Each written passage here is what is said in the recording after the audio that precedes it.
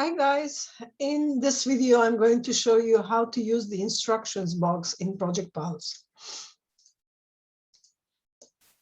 The instructions box is inside the project dashboard. Now, how do you reach the project dashboard?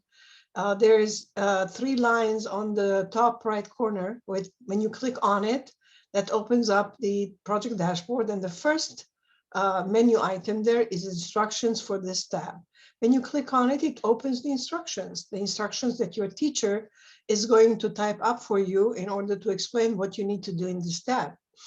So here you will find general instructions, step-by-step instructions, as well as links to resources that can help you. So there's a resource that tells you how to use text, and when you click on this link, it will take you to that resource.